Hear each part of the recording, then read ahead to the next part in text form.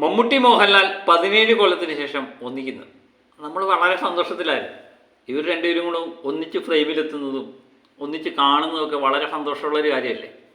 പ്രത്യേകിച്ച് ഫഹദ് ഫാസിലും കുഞ്ചാക്കോ ബോബനും നയൻതാരയും എല്ലാം ഇവരോടൊപ്പം എത്തുന്നു എന്നറിഞ്ഞപ്പോഴായിരുന്നു വളരെ സന്തോഷം. മലയാളത്തിലെ ഏറ്റവും കൂടുതൽ ബഡ്ജറ്റ് കൂടി ചിത്രം, 10ലധികം രാജ്യങ്ങളിൽ ചിത്രീകരിച്ച ചിത്രം, ഏകദേശം 150 ദിവസത്തോളം ഇതിൻ്റെ ചിത്രീകരണത്തിന് വേണ്ടി എടുത്തു. മകേഷ് നാരായണൻ്റെ ചിത്രം. മകേഷ് നാരായണനെ പറ്റി പറയുമ്പം നമുക്ക് ഓർമ്മ ടേക്ക് ഓഫും മാലിക്കും ഒക്കെയാണ്. ആ ചിത്രങ്ങളിലൂടെയൊക്കെ നമ്മളെ കൊതിപ്പിച്ചിട്ടുള്ള, നമ്മളെ ഞെട്ടിപ്പിച്ചിട്ടുള്ള മകേഷ് നാരായണൻ ഒരു ചിത്രവുമായിട്ട് എത്തുമ്പോൾ, അതും ലാലേട്ടനെയും മമ്മൂക്കയെയും ഒറ്റ ഫ്രെയിമിൽ എത്തിക്കുമ്പോൾ വളരെയധികം പ്രതീക്ഷ തന്നെയായിരുന്നു കാത്തിരുന്നത്. നമ്മുടെ പ്രതീക്ഷകൾക്കത്ത് ഈ ചിത്രത്തിൻ്റെ പ്രൊമോഷൻ ഉയരുന്നില്ല എന്നുള്ളതാണ് നമ്മൾ നോക്കുന്നത്. ഒരു പരിപ്പോടെ പ്രൊമോഷൻ. കാരണം കോടിക്കണക്കിന് എടുക്കുന്നു. ഏകദേശം 100 കോടിയൊക്കെ മുടക്കി ഈ ചിത്രം എടുത്തിട്ടും ഒരു 5 കോടി പോലും മുടക്കി ഇതിൻ്റെ പ്രൊമോഷൻ ചെയ്യാൻ ഈ ചിത്രത്തിന് നിർമ്മാതാക്കൾക്ക് കഴിയുന്നില്ല. മമ്മൂട്ടിയുടെ ഏറ്റവും അടുത്ത കക്ഷിയായ ആൻഡോ ജോസഫാണ് ഈ ചിത്രം നിർമ്മിക്കുന്നത്.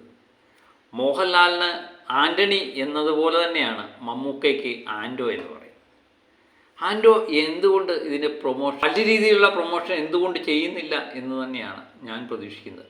ഈ അവസരത്തിൽ ആശീർവാദിൻ്റെ കയ്യിലെങ്ങാനുമായിരുന്നു ഈ ചിത്രം കിട്ടിയിരുന്നെങ്കിൽ ഇപ്പോൾ അതിൻ്റെ ഹൈപ്പിൻ്റെ വേറെ ലെവലെത്തിയേ. എമ്പുരാനൊക്കെ എന്തുമാത്രം ഹൈപ്പ് ഒരുക്കി വെച്ചു എന്ന് നമുക്കറിയാം. അതുപോലെ ദൃശ്യം 3. മമ്മൂട്ടി ചിത്രങ്ങൾക്ക് പൊതുവെ ഒരു ഹൈപ്പ് കുറവാണ് പലപ്പോഴും കാണുന്നത്. അത് നമ്മൾ പലപ്പോഴും പറയാറുണ്ട്. ഇവരുടെ പ്രൊമോഷൻ സാധ്യത വളരെയധികം കുറവാണ്. കാരണം ജനങ്ങളിലേക്ക് ചിത്രം എത്തിക്കാനുള്ള ബുദ്ധിമുട്ട്. അതുപോലെ ആദ്യമേ പേരിടില്ല. അത് കൊല്ലങ്ങളായിട്ടിങ്ങനെ പേരിടാതെ ഇങ്ങനെ വെച്ചുകൊണ്ടിരിക്കും. ഒരു പേര് ഒക്കെ ഒരു ചിത്രത്തിൻ്റെ വരിക എന്ന് പറയുന്നത് തന്നെ അതിൻ്റെ ഹൈപ്പ് അങ്ങ് ഉയരും. പക്ഷേ ഈ ചിത്രത്തിന് വളരെ നാളിന് ശേഷമാണ് പേര് പുറത്തു വിടുന്നത്.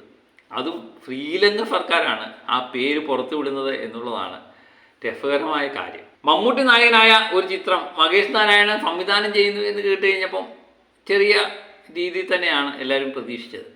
അതിനകത്ത് മോഹൻലാലും എത്തുന്നു എന്നറിഞ്ഞപ്പം അതിന് ചെറിയ ഹൈപ്പം കൂടി.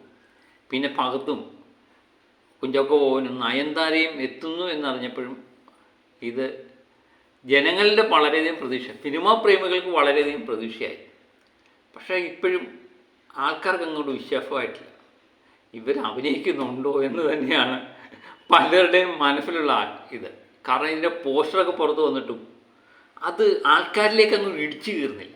ഇടിച്ചു കയറുക എന്നൊക്കെ പറയുന്നില്ലേ, ഒരു ബോംബ് പോലെ നമ്മുടെ മനസ്സിലേക്ക് ഇടിച്ചു കയറണം. സിനിമാ പ്രേമികളിലേക്ക്, മനസ്സുകളിലേക്ക് ഇടിച്ചു കയറണം. കാരണം ചിത്രം തിയേറ്ററിൽ എത്തുന്നതിന് മുമ്പ് തന്നെ നമുക്കൊന്ന് കാണണം, കണ്ടേ പറ്റൂ എന്നൊരു തോന്നൽ മനസ്സിലുണ്ടാകണം.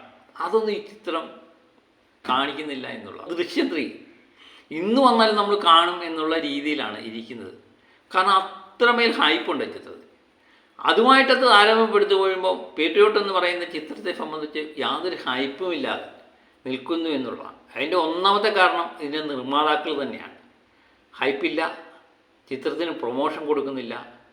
പ്രത്യേകിച്ച് മോഹൻലാലും മമ്മൂട്ടിയും 17 കൊല്ലത്തിന് ശേഷം ഒന്നിച്ചു വരുന്ന ചിത്രത്തിന് യാതൊരു പ്രൊമോഷനും ഇല്ല. ഇടയ്ക്കിടയ്ക്ക് ഓരോ പോസ്റ്റർ വിടുന്നു.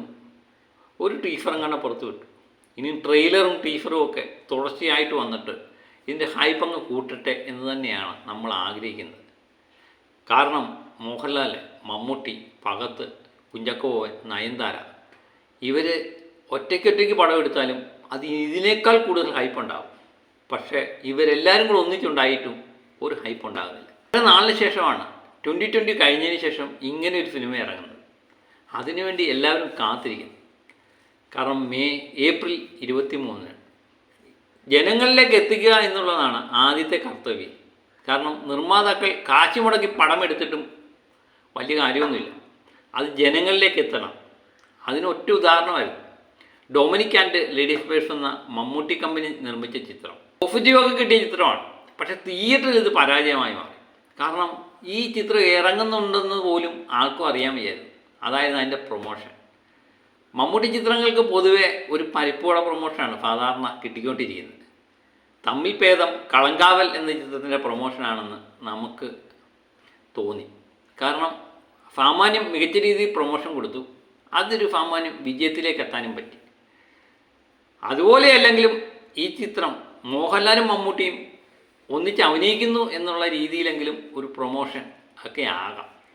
ഒരു പരിപ്പുവട പ്രൊമോഷനൊക്കെ മാറ്റി അല്പം ഒരു കുഴിമന്തി ബിരിയാണി ടൈപ്പ് പ്രൊമോഷനുമായിട്ട് എത്താൻ ആൻഡോ ജോസഫിനോട് ആരെങ്കിലും ഒന്ന് റെക്കമെൻഡ് ചെയ്യണം. ജോസഫിൻ്റെ അടുത്ത് ആരെങ്കിലും ഉണ്ടെങ്കിൽ അദ്ദേഹത്തെ ഒന്ന് ഉപദേശിക്കുന്നത് നല്ലതാണ്. പ്രൊമോഷൻ ഇല്ലാതെ ഒരു കാര്യവും ഇപ്പം നിലനിൽപ്പില്ല. ഇങ്ങനെ പോയാൽ ഈ ചിത്രം ആരൊക്കെ അഭിനയിച്ചു എന്ന് ഉള്ളത് കാര്യമില്ല. കാരണം തിയേറ്ററിലെത്തിയാൽ ആദ്യ ദിവസം തന്നെ ഒരു ഓളം സൃഷ്ടിക്കാൻ ഈ ചിത്രത്തിനായില്ലെങ്കിൽ അത് ചിത്രത്തെ ഭാഗികമായി ബാധിക്കും. 10-20 കോടിയൊന്നുമല്ല മുടക്കിയേക്കുന്നത്, 100 കോടിക്ക് മുകളിലാണ് ഇത് മുടക്കിയിരിക്കുന്നത്. കാശൊക്കെ തിരിച്ചു പിടിക്കേണ്ടേടേ, അല്പം കൂടെ ഒക്കെ നല്ല പ്രൊമോഷനാകാം. അതിനുവേണ്ടിയാണ് നമ്മൾ കാത്തിരിക്കുന്നത്.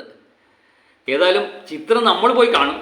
പക്ഷേ സാധാരണ സിനിമാ പ്രേമികളുടെ മനസ്സിൽ ഈ ചിത്രം കേട്ടിട്ട് പോലുമില്ല. നമ്മൾ സംസാരിച്ച പലർക്കും ഈ ചിത്രത്തെപ്പറ്റി യാതൊരു അറിവ് പോലും ഇല്ല എന്നുള്ളതാണ് രസകരമായ സംഗതി.